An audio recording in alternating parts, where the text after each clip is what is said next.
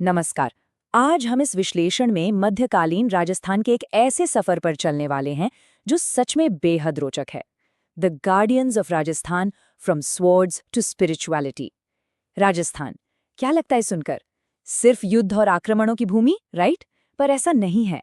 ये भूमि सामाजिक और आध्यात्मिक सुधार का एक बहुत बड़ा केंद्र भी थी।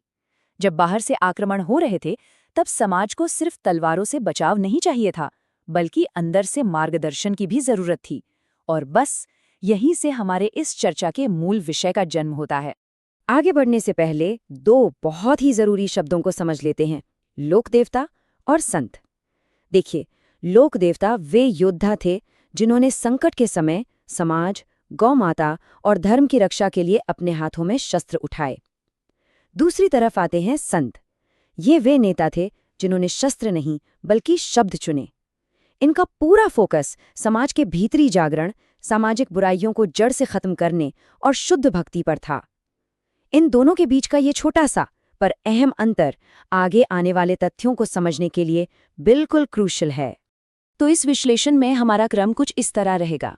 पहले हम बात करेंगे राजस्थान के लोक देवताओं की, फिर आएंगे पंचपीर और गौरक्षक, उसके बाद भक्ति और सुधारक संतों पर चर्चा करेंगे।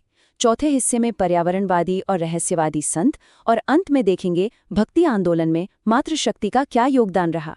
चलिए शुरू करते हैं। पहला भाग, राजस्थान के लोक देवता।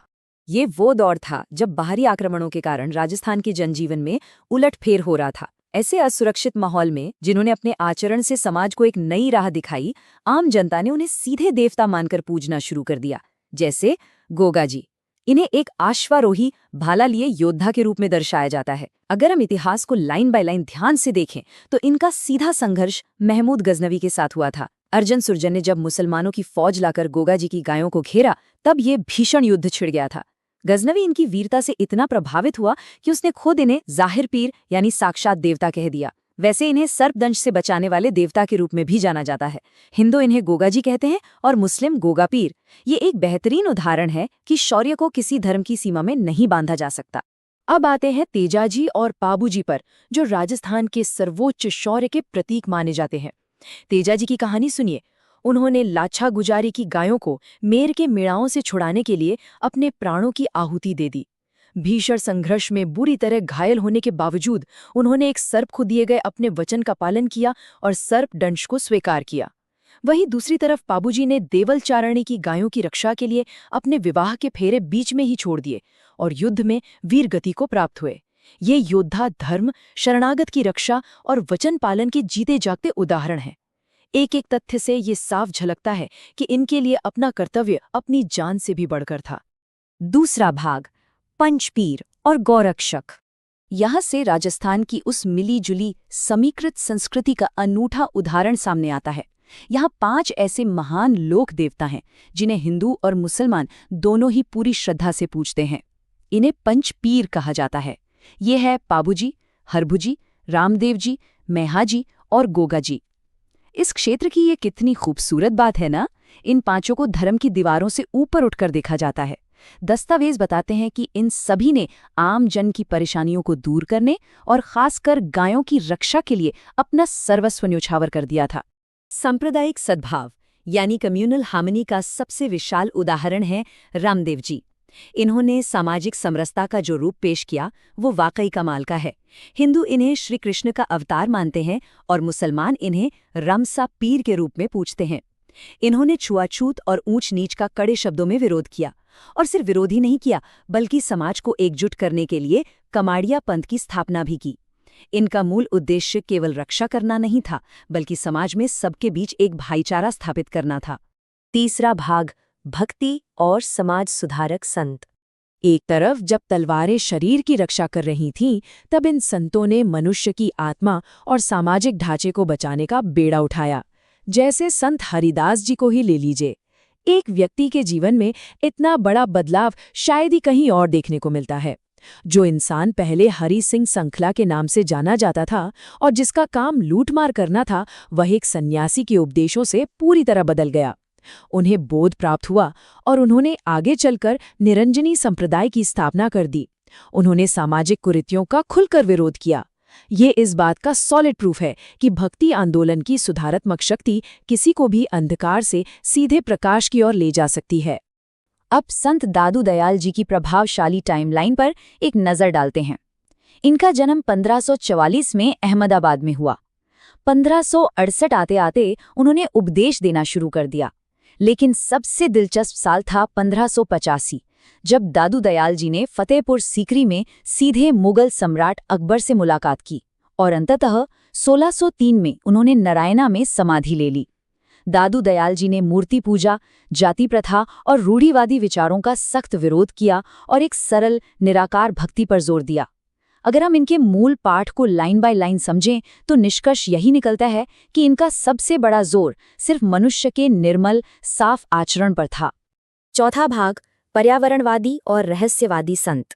पर्यावरणवादी संत, ये शब्द सुनने में शायद थोड़े आधुनिक लगे, लेकिन इन महान संतों की दृष्टि सदियों पहले ही हमारे आसपास के पर्यावरण के संरक्षण तक पहुंच चुकी थी।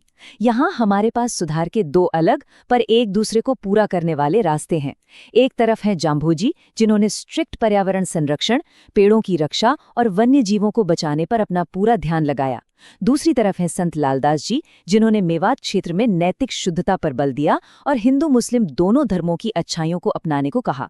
लालदास जी का बिल्कुल सीधा सा मानना था कि दूसरों को कष्ट देना मतलब खुद की जिंदगी को कष्टमय बनाना है। दोनों के रास्ते बेशक अलग थे, पर मकसद एक ही था, एक बेहतर समाज।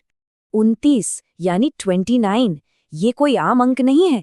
जम्भोजी ने अपने अनुयायियों के लिए ठीक 29 सुनहरे सिद्धांत बनाए थे, और इन 29 यानी 20 और 9 नियमों का पालन करने वाले ही आगे चलकर बिश्नोई कहलाए। इन नियमों में हरे पेड़ों की कटाई पर रोक और जीव जंतुओं की रक्षा को परम धर्म माना गया। जरा सोचकर देखिए, 15वीं शताब्दी में पर्यावरण के प्रति ऐसी वैज्ञानिक जागरूकता, ये अपने आप में कितनी अद्भुत बात है। एक एक नियम को देखकर साफ लगता है कि उनकी सोच अपने समय से सदियों आगे थी। अब इस कोट को ध्यान से देखिए। महर्षि नवल राम जी ने कहा था, साधो भाई हम निर्गुण दीदारा, नाम अनाम नाही हो, आगे अखंड स्वरूप हमारा। इन पंक्तियों का सीधा और सरल अर्थ ये है कि उनकी दृष्टि पूरी तरह से निर्गुण और निराकार ईश्वर पर टिकी है। उस दौर में नवल राम जी ने समाज में फैली अंधभक्ति, दिखावे, जादू टोना और छुआछूत जैसी बुराइयों का कड़ी शब्दों में खंडन किया था। ये पंक्तियां बहुत ही सटीक तरीके से उनकी शुद्ध सोच और उनके कड़े विरोध दोनों को प्रस्तुत करती हैं। 5वां भाग, भक्ति आंदोलन में मातृशक्ति। सदियों पहले महिलाओं ने अपनी दृढ़ भक्ति की शक्ति से उस समय के कठोर पितृसत्तात्मक बंधनों को हमेशा के लिए तोड़ दिया था, और इसका सबसे बड़ा और श्रेष्ठ प्रतीक है मीराबाई।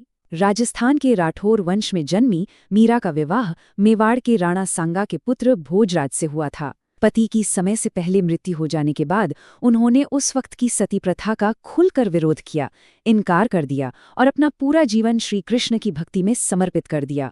राजमहल की कठोर पाबंदियां हों या फिर विष का प्याला पीने जैसा जानलेवा संकट, उनका रास्ता कभी नहीं भटका।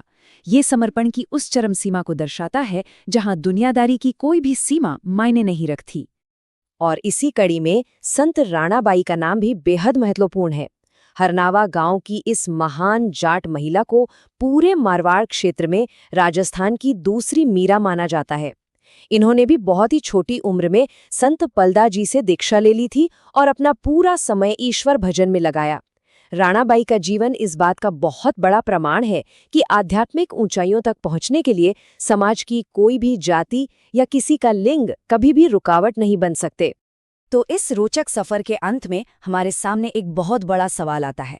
रामदेव जी द्वारा स्थापित सांप्रदायिक सौहार्द और जाम्बोजी के पर्यावरण संरक्षण के सिद्धांत आज के आधुनिक वैश्विक संकटों के कितने सटीक समाधान हैं?